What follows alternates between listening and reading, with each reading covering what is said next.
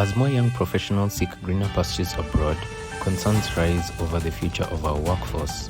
Are we doing enough to keep our brightest minds home? With unpredictable weather, shrinking water sources, and rising food insecurity, Kenya is on the front line of climate change. We take a look to see how communities are adapting to survive. As the government rolls out its affordable housing plan, many Kenyans still struggle to find shelter in a fast-growing economy. Is the dream of dignified housing slipping away? Kenya takes center stage in East Africa's peace efforts, but as global tensions rise, what role does multilateralism play in building lasting stability across the region? Hello and welcome. We are live from Campus Lens, and I'm Trevor Owen. I'd like to welcome our viewers from Kenya and all around the world. Thank you for joining us. We are with you for the next 25 minutes. This is the Daily Feed. You can follow us on Daily Feed on Instagram and use the hashtag DailyFeed to follow our stories on X.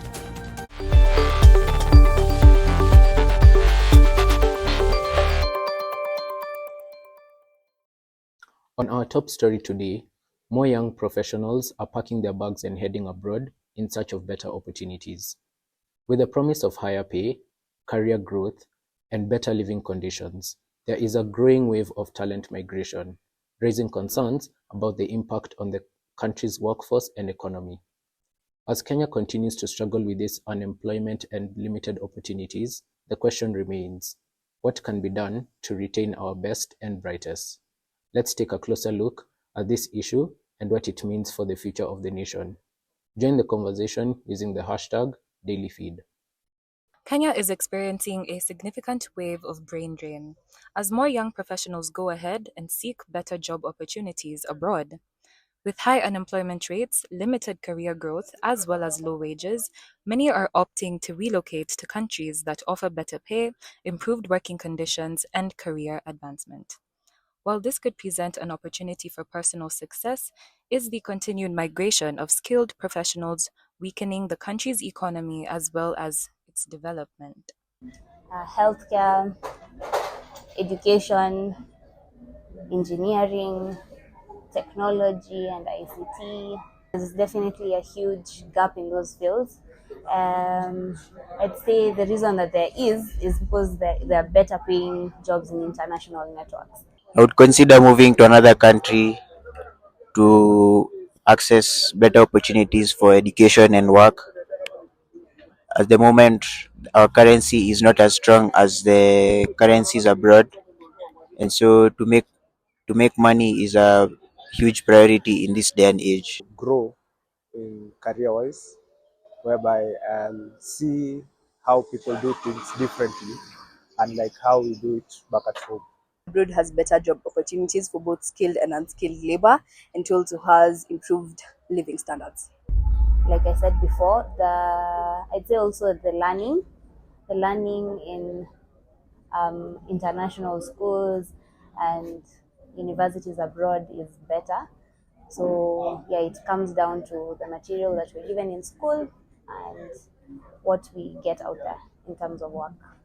As young professionals continue to seek better opportunities abroad, Kenya faces a challenge of retaining workforce and ensuring a sustainable economic growth. The question that remains is, how can we make Kenya a country where talent thrives? We are now joined by our correspondent who has been following the story and will help us break this down. What more can you tell us? Thank you, Trevor. After speaking to recent graduates and even young professionals, a common trend is emerging with talented individuals feeling like the opportunities in Kenya are limited. From job security to better pay or career growth, a good number of young people opt to leave the country in search of greener pastures. This is concerning. From what we've seen as well, there are numerous reasons as to why they're migrating. But what are the main driving factors? Well, Trevor, one major factor is the limited job prospects as well as economic instability. Many of these young graduates struggle to find jobs in their fields, leading them to seek these opportunities abroad. It's becoming clear many young professionals don't feel like there's enough incentive for them to stay. However, What does this mean for the country's development in the long run? That's a crucial question. If the country continues to lose its brightest minds, we could face a skills gap in critical sectors. However, some argue that brain drain may not entirely be negative, arguing that Kenyans working abroad send back remittances, which helps to boost the economy. Thank you for that in-depth report. The brain drain crisis isn't just a loss of talent, but a challenge for Kenya's future growth and development. We are now joined by a human resource consultant who will discuss the workforce retention challenges and solutions to overcome brain drain. Thank you for having me. My name is Penina with a law firm in Kenya. In your experience, how do you think the workplace conditions in Kenya impact employee retention? Okay.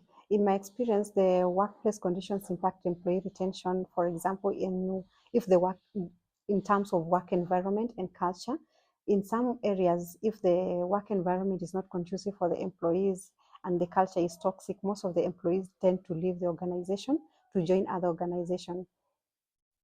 Another issue, another one is the compensation and benefits. If the employees are not paid well and the benefits are not well articulated, like the medical, pension, and also working conditions in terms of remote work or hybrid working or on-site working, most of the employees tend to leave the organization to look for greener pastures to get more compensation in terms of money. Yeah. What policies or incentives should be introduced to encourage Kenyan professionals working abroad to return home? Some of the incentives that can encourage Kenyans who are working abroad to return home are better remuneration and better living standards. These ones because most of the Kenyans that leave the country to other destinations are looking for better remuneration. For example, the ones who go to Dubai, Qatar, and also United States and Europe are looking for better remuneration and also skill development. Some universities in Europe and USA are the ones who offer good training in terms of in different fields like information technology, computer science. So most of the Kenyans tend to live to those places. Thank you for your insights. This is an issue that requires joint effort from the government, private sector, and educational institutions to create opportunities that retain talent locally. Next, we turn our focus on the growing impact of climate change on Kenya's farmers and food security. From unpredictable weather patterns and excess heat as we began the year, there has been an immense pressure on agricultural production, leaving farmers struggling to sustain their livelihoods.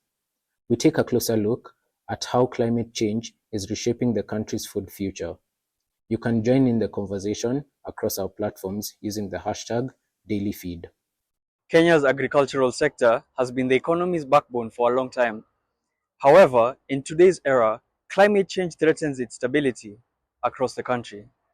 Farmers are grappling with unpredictable rainfall and extreme weather conditions that are crippling food production. As communities struggle with food insecurity, the big question is, what measures are being taken to combat this crisis?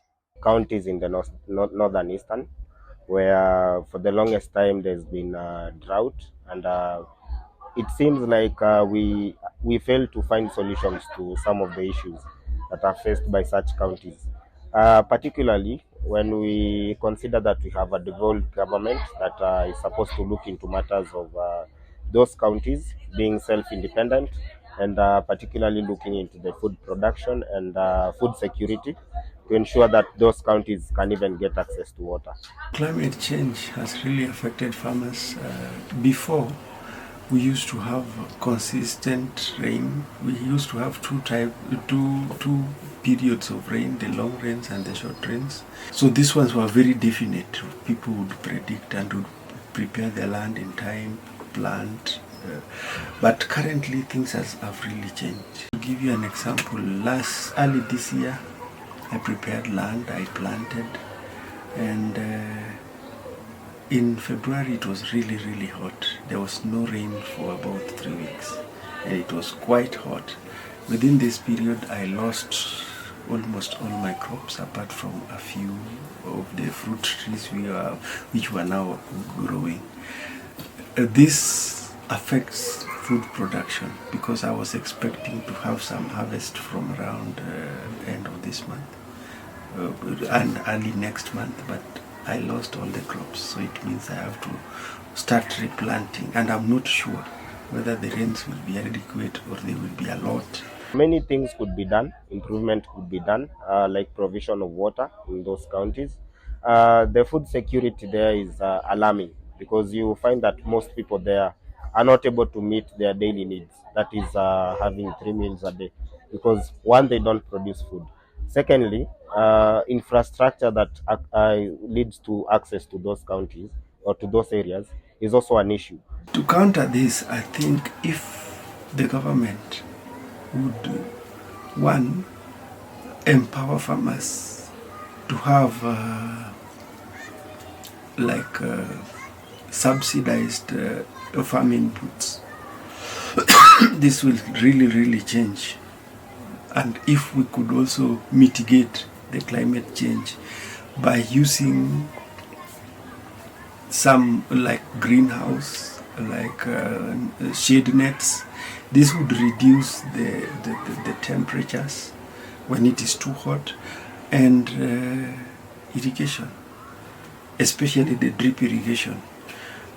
The input for these things are very expensive. So most of the farmers, especially the small scale farmers, and with these hard economic times, it's very hard to buy them because they're also very costly. So unless those ones are subsidized by the government, that is when now maybe a farmer can mitigate that by getting cheap farm inputs. Find that the government is trying as much as possible to support the other section of farmers while they try to, let me use the word neglect, or they don't pay keen attention to the other side of the, the other types of farmers. So I think the government should generalize everything. They should, prioritize all kinds of farming to, enable good climate change or also good climatic conditions. As climate change continues to disrupt lives and livelihoods, urgent action is needed, whether through climate resilient farming or stronger environmental conservation efforts. One thing is clear: if we fail to act now, the impact on may be dire in the near future. This is Jordan Nyabuto reporting for Daily Feed. We are now joined by an environmental scientist who will discuss the effects of climate change on Kenya's food produce. Thank you for inviting me. My name is Christine Atego. I am the CEO and the founder of Sunken Limited, working with the refugees and the host community in Kakuma towards climate change. How has climate change specifically affected Kenya's agricultural structure? Because as you look at the weather pattern right now, you'll see that it is not consistent like before. So that means that definitely farmers are not harvesting crops like we would do a few years back because no one can even plan. And they cannot prepare their farms like they used to before. And it has really affected us largely because if you look at the Kenyan economy, agriculture is the backbone of the Kenyan economy. Yeah. What are the most pressing climate-related threats to food production? The pressing climate change is about, because you see when you look at the climate right now, when it is hot, we tend to find that one of the factors that is affecting is the worms, because definitely when it is hot, the crops are being affected by the worms, which needs to be mitigated. So those are the things that are affecting the farmers. And also, with less rain, less production. So that is also one thing that is affecting the Kenyan farmers. And also, if you're looking at what is also affecting them is about, towards climate change, we need to have things like solar water pump. But farmers are not able to access the solar water pump because if you look at the initial cost of the solar water pump, it is on a higher side. But here is where we need to have the government coming in to help the farmers to mitigate this. What mitigation strategies do you think the country should prioritize? First of all, I think the infrastructure. That is one of the important things that the government needs to put in place. Because as much as the farmers have access maybe to things like solar water pump, things like drip irrigation, the sprinklers, they are not able to access water because you find areas like the dry areas like Turkana, the eastern part of Kenya, they are far away from the rivers, from the lakes. So if the government can also help to, bring this infrastructure in place so that they're able to access water easily, then can help mitigate uh, the climate change. Also, if you're looking at the government subsidy, because if the government can factor in the subsidy, this one can come in handy on also helping the farmers in accessing these products of like the solar water pump. If you look at things like training, training is also one of the areas because people can have access to irrigation equipment, they have access to solar water pump, but do they know what fits their farms? So these are the things that a government needs to mitigate. If you look at things like the partnership between public-private partnership. These are the things that need to be emphasized on because these are the things that will bring even the bodies like government, the government, and also the non-governmental bodies on board, and also the private sector on board. So with these three bodies combined, this one can help farmers in so many areas to access also the loans, the grants. Yeah. Thank you. Climate change continues to threaten the agricultural future, impacting farmers and food security. As we strive to adapt, the question remains, are we doing enough to safeguard and sustain the environment? After the break, we discuss human settlement and affordable housing. Is it a solution or a problem? Stay tuned.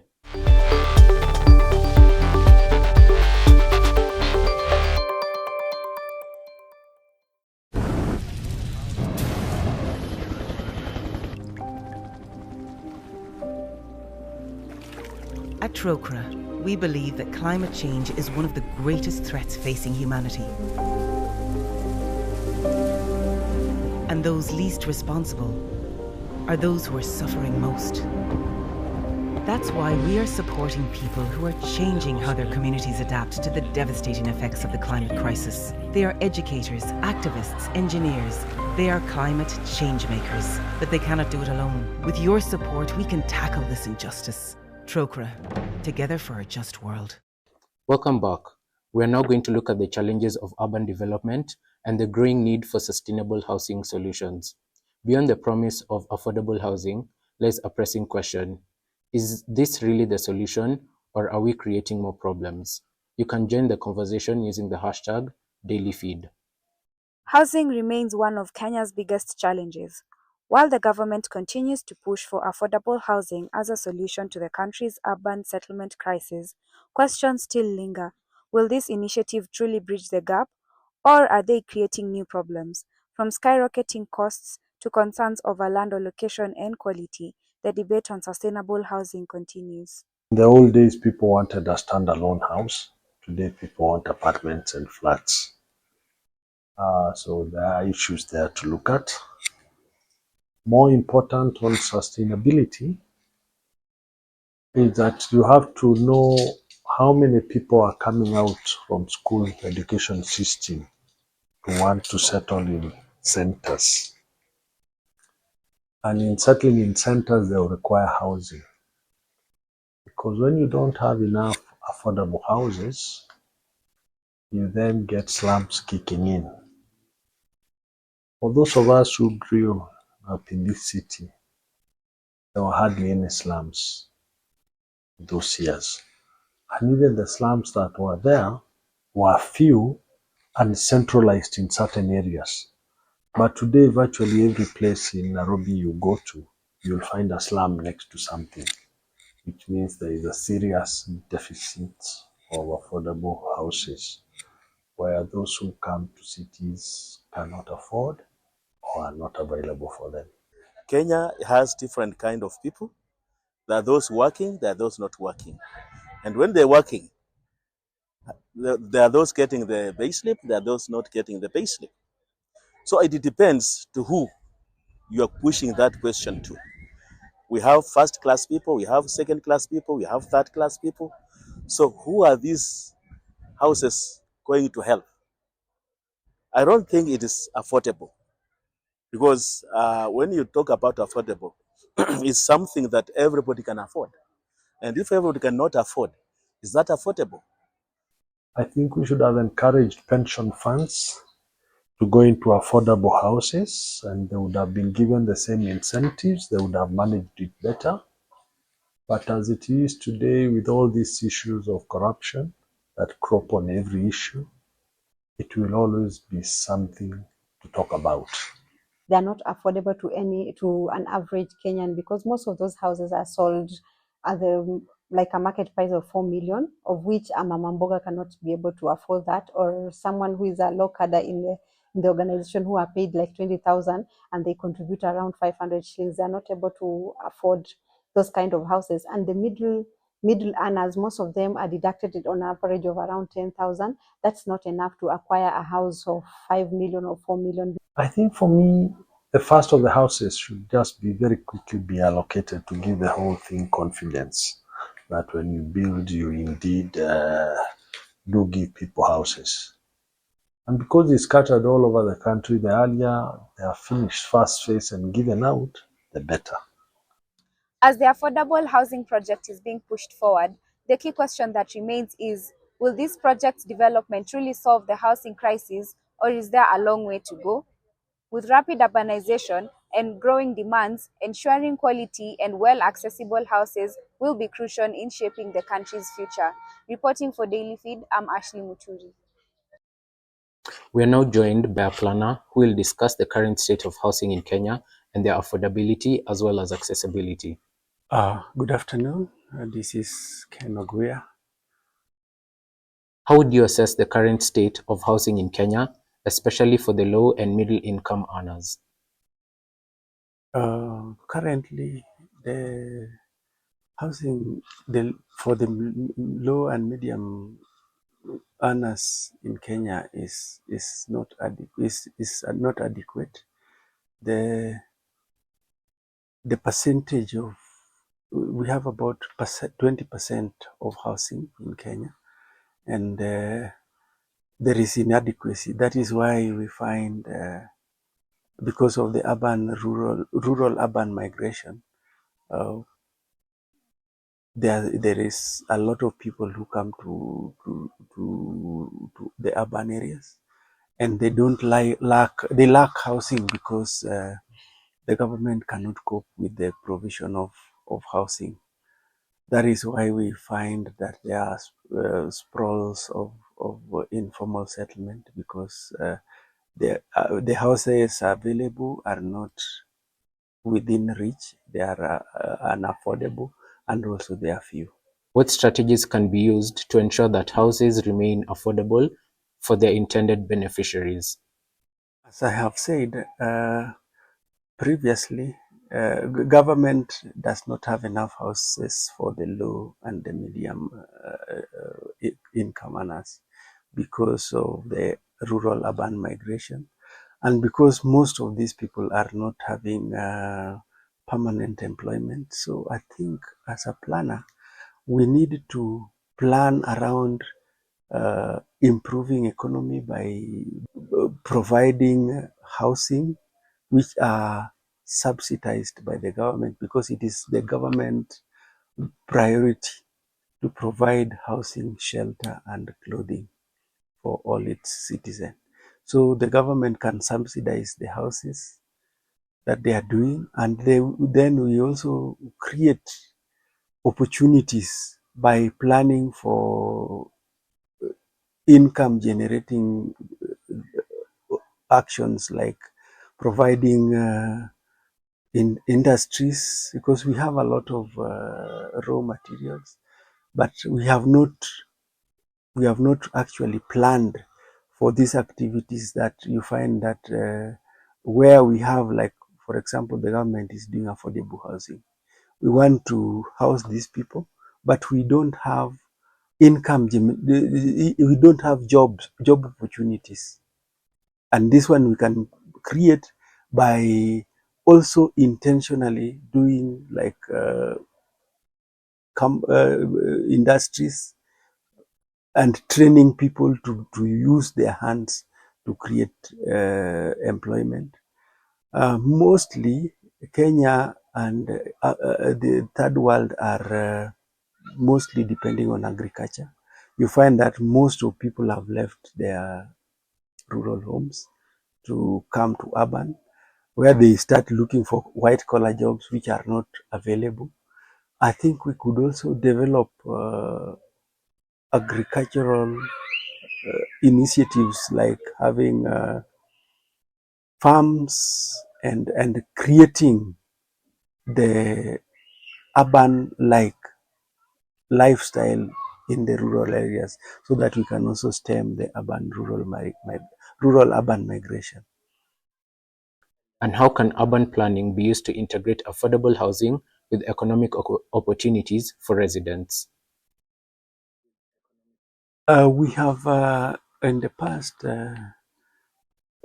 in this country, we have settled so many. We had the 2007 elections, which brought skirmishes, and there was a lot of people who were displaced during the skirmishes.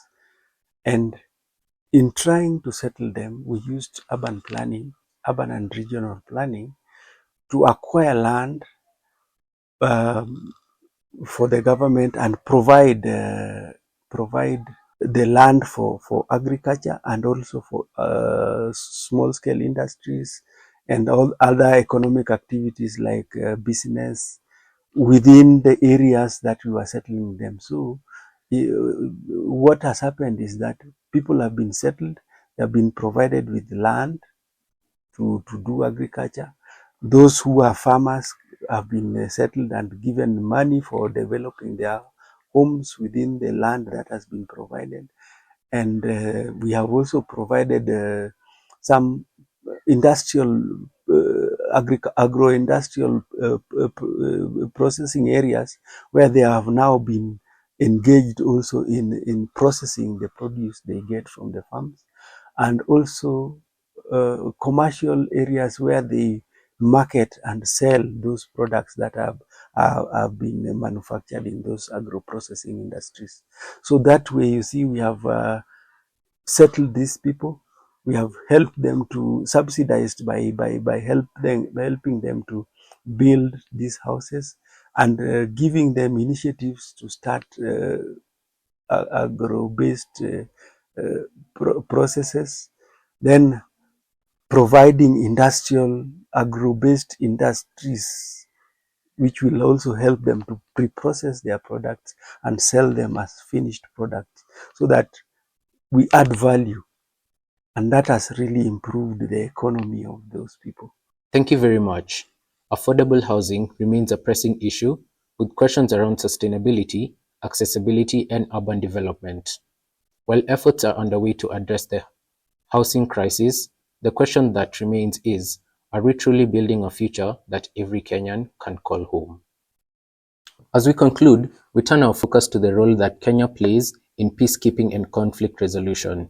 As a key player in regional and global diplomacy, the country has been at the forefront of mediation efforts and facilitating peace talks. Is Kenya doing enough to promote lasting peace? You can join in on the conversation using the hashtag #DailyFeed. Kenya has long played a crucial role in peacekeeping and conflict resolution across Africa. From mediating political disputes, the country continues to position itself as a regional leader in diplomacy. But with ongoing conflict in neighboring nations like Rwanda and DRC, how effective is Kenya's role in multilateral peace efforts? Yes, I do think Kenya is actively participating in maintaining peace. For example, internally, Kenya is partnering with government initiatives like the NCIC, which is the National Cohesion Integration Commission, to maintain peace. And also globally and or externally, we have Kenya being like playing a mediator role between Somalia and South Sudan. Diplomacy is very much then about, in a sense, building bridges before bombs fall. And I think that's what a good diplomat is all about. Kenya is taking its role very seriously. We have just the other day seen how the president sent Mr. Raila Odinga to South Sudan to press it on the president of that country, of South Sudan, Salva Kiir, to come up to, once again, a settlement, a peaceful settlement with the first vice president of that same country, Riek Machar, in order to avoid a full-fledged civil war at this point within South Sudan. South Sudan, as we all know, which has been plagued by instability already for a long time. And I do feel that President Ruto has seen and has thought it over, and has thought it over well, to send a special envoy, if you wish, to South Sudan to talk to Kiir and to impress it on him that the country is at the edge, on the abyss, and should therefore try to come up with a settlement that is not only in the interest, for example, in this case, of South Sudan, but of course it would also be in the interest of Kenya itself, because now imagine that South Sudan slips back into an ethnic conflict, into a civil war, as it has done in the past. That would mean again that refugees will spill over the borders, which again will have a negative effect on countries like Ethiopia, Kenya, and also Uganda. In that sense, I do feel that Kenya is taking its role seriously as a regional player, also as a regional peace negotiator. As global and regional tensions evolve, Kenya's role in peacekeeping and conflict resolution is more important than ever. One thing is certain: sustaining peace requires ongoing collaboration, strategy, and commitment. We are now joined by a lawyer who will discuss the conflict resolution and the challenges and future perspectives. Thank you for having me, Trevor. My name is Telina Semo, and I'm a lawyer. How does Kenya handle legal disputes involving its peacekeepers abroad? There are several different ways that Kenya handles this. I feel like the first one is that there are always internal investigations. But the thing is, when there's internal investigations, they could also rope in the UN, and that could also help in the investigations. So that's one way, which is investigations, either internally or collaborating with the UN to do this. The second way is through legal proceedings. So they can initiate legal proceedings in Kenya or even in the host country where the peacekeeper is. So the only problem with this is they have to be very sure to maintain the sovereignty of the host state, because most times this could really threaten sovereignty. There's also other ways to do this that could threaten sovereignty less. And the first one is alternative dispute resolution, which can be through mediation or arbitration. This is a more diplomatic way of handling things. So it can either be that or even traditional dispute mechanisms. So these two are known to be a lot more diplomatic and preserve the sovereignty of even the host country. Yeah. How can Kenya leverage international law to enhance its influence in global peacekeeping efforts? Okay, so I think the first way is to incorporate this international law in our domestic laws. This is a real problem in Kenya, especially because we're not sure if the laws apply automatically or they need to be incorporated into domestic law. But most times we're leaning more towards a dualist state. So I feel like one of the ways Kenya can definitely do this is by incorporating this into their domestic laws. And that way it could be much easier to implement and leverage international law on a local level. Lastly, what reforms are needed in multilateral institutions like UN and AU to improve peacekeeping operations? So I feel like the first one definitely has to be enhanced collaboration with the countries, because most times, especially African countries, feel like they're left out of the loop when it comes to formulating policies like in the UN, or even accountability of these policies, especially since we see that Africa bears the brunt force of most of these regulations. Like you always see African presidents being arrested, this and that. So Africa really does bear the brute force of this. So collaboration would definitely be the first one, and also accountability of all actors involved when there's peacekeeping happening. So not just accountability, especially as I was saying, of African actors in this realm, but also accountabilities of all actors in this realm. So I feel like accountability and collaboration could be two ways they could definitely enhance this. Yeah. Thank you. As Kenya continues to play a role in peacekeeping and conflict resolution, the question that remains is, are our efforts truly making a lasting impact, or is more needed to ensure stability and sustainable peace?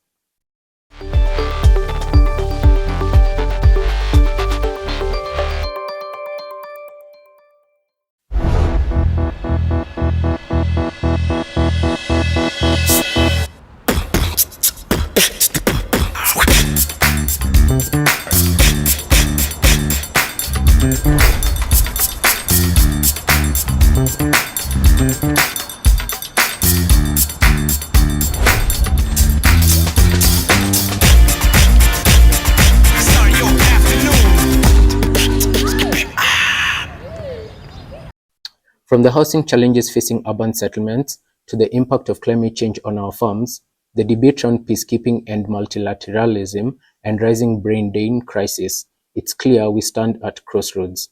These issues demand not just discussion, but action.